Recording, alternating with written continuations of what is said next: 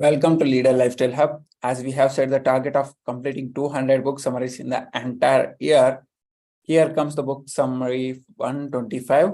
And the name of the book that we have today is Disrupt Yourself, written by Whitney Johnson. Let us see small information about Whitney Johnson. She is the CEO of Disruption Advisors, a tech-enabled talent development company, and an expert on smart growth leadership, growing your people to grow your company. So she is an entrepreneur as well as business owner, as well as CEO, and the top 10 business thinker by Thinkers 50 in the 2021. So let us listen from what does this world-class leadership leader telling us from this powerful book, Disrupt Yourself. Before going further, let us see the target audience. The 25-year-old startup founder who thinks they will really disrupt the market in the early age. The 45-year-old who is worried that his next major career move might be his last. And anyone who thinks they don't have any strengths. For them, this book will be the helpful guide. Let us see the small synopsis. Disrupt Yourself explains how you can harness the ever-accelerating power of disruptive innovation in your personal life, be it advance your career or to build a company that thrives by embracing your limitations, focusing on your strengths, and staying flexible and curious along the way. Let us listen from the author herself. When you make the decisions to start something new, first figure out the jobs you want to do. When you make the decisions to start something new, first figure out the jobs that you want to do. Then position yourself to play where no one else is playing. Currently, this is what happening in all the market, which we call it as a blue ocean. So when you make the decisions to start something new, first figure out the jobs you want to do, and then position yourself to play where no one else is playing. Just a minute. Honestly, I'm not a big fan of the word called disrupt. Not just because it's overused and often abused in the wrong context, but also because it sounds self-serving. We are here to disrupt. This is what we listen from many influencers. And we are a disruptive company. Imply that someone wants to cause trouble on purpose, like they are actively trying to push others off the market or destroy an old industry. But that's never how disruption happens. Apart from being very much out of the disruptor's hands, the world has to be ready to be disrupted and accept the change. After all, successful disruptors never focus on the negative. Remember that the successful disruptors never focus on the negative. Instead, they focus on the positive change they are trying to cause. Call me old-fashioned or whatever you want, but that's why I prefer how Steve Jobs always worded it. Challenging the status quo. A challenge is a game, an experiment, a call-out to be incumbent. Let us see what is that incumbent means. Necessary as a duty or responsibility. So a challenge is a word which brings out the necessity or responsibility. Incumbent. It comes without bad intentions and it is not presumed on winning versus losing. So that is the powerful quotation that given from Steve Jobs, which is nothing but challenging the status quo when he launched the products of Apple. However, I am glad Whitney Johnson picked the word disrupt in the title of the Disrupt Yourself because it adds a whole lot of positive connotation to it.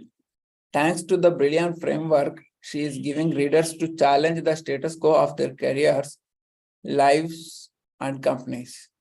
Let us see the top 3 lessons from this book. Here are my 3 favorite lessons. There are 2 types of risking in starting a business. There are 2 types of risks in starting a business, and one is better than the other. Let us see what is the 2 risks in the later lesson in detail. Second important lesson is, if you can pair your own unique strengths with an unmet need of community you live in, you win. If you might have no ikigai, you might have ever familiar with this. So pair your strengths with the need of your community, then you will win. The third powerful lesson is, careers and companies are both made successful by staying flexible. So career or company, to be successful, they need to stay flexible.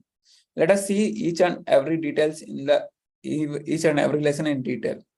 Let's challenge the status quo of work. Shall we? Let us see the lesson number 1. A new company will face a competitive risk or a market risk.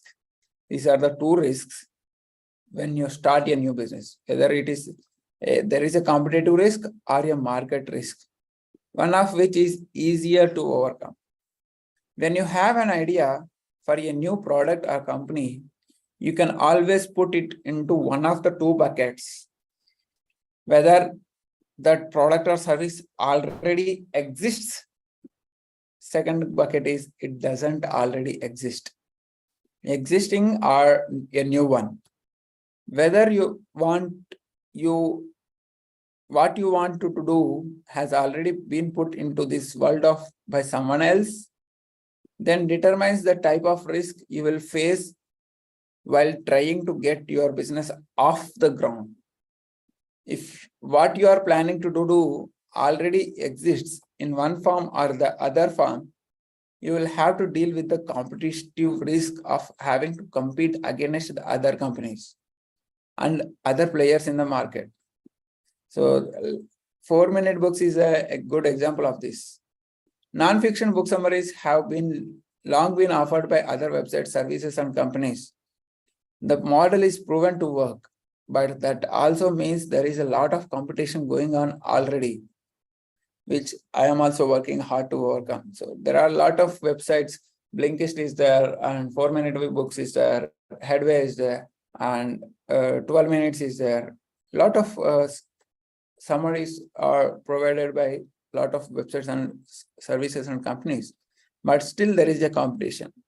If you have come up with something that is totally new and unique, you will face a market risk, meaning that you have no idea if the world will want what you have and if the world will pay you for that. Let us take an example. If you want to make the world's first self-tying shoes, you cannot know beforehand if people even want them. They might be a big hit or there might be a big flop. So there is a chance of 2 extremities. One, it might go super top, or it might go utter flop. According to Whitney Johnson, companies that take the market risk fare better on average. Let us see then another example. In a 1995 year, a research about disk drive companies happened. Out of that, 6% of competitive risk business reached $100 million in sales, while 37% of market risk companies did. So in the 1995, when the research happened between the competitive risk and market risk. Competitive risk means that is already existing one. Market risk means it is a new one. There is no market in that particular area. It is said that 37% of market risk companies are reaching $100 million in sales very earlier. So that's how the market is really there. So if you want to start something new, try to focus on market risk rather than on competitive risk. Let us see the lesson number 2. Figure out your unique strengths and pair them with the unmet needs of your community to win. Everybody is good at something. In this world, everybody in the universe, entire universe, everybody in the planet or everybody in the universe is good at something. If you love to sleep in and get angry when you wake up feeling groggy, then guess what? You are good at sleeping. Let me repeat this. If you love to sleep in and get angry when you wake up feeling groggy, then guess what? That you are good in sleeping. Maybe you can help others people sleep better too. Most people try to iron out their flaws and weaknesses to make themselves more well-rounded. Well-rounded. That's a mistake. Instead, if you just focused on the things you are already good at and combined those with the what the people around you need, you have a chance at creating something remarkable. The book uses the novel and movie The 100-Foot Journey as an example. Let us see The 100-Foot Journey. It's a movie which of 2 hours, 4 minutes. If you have your time, you can check it out. An Indian family moves to France, their son being a talented cook. Cook means like the chef. They try to get an Indian restaurant up and running, but it is hard because the French don't feel they need Indian food. Once they combine their skills with the Michelin star French restaurant across the street, however, something new and unseen is created and the restaurant takes off. So look around you. Whenever have your unique strengths, look around you. What needs are going unfulfilled and how you can use your strengths to service them. Answer this question and you will succeed. How can you use your strengths to service them? Let me repeat this powerful question. How can you use your strengths to service them? So this question will help you to pair your strengths with the needs of your community, and then that will help you to achieve your success. Let us see the lesson number 3. Careers as well as companies becomes successful by staying flexible. Let us say you get out of high school wanting to be a pharmacist or engineer. However, you don't have the right grades to get in. So you switch to chemistry, thinking you will transition after 2 semesters. But then you end up liking chemistry, so you actually finish the diploma. You like it so much, in fact, that you decided to get a PhD in it. After you are done on the PhD diploma, you go to a big chemical company and get into the lab. What you have always wanted to do as a pharmacist.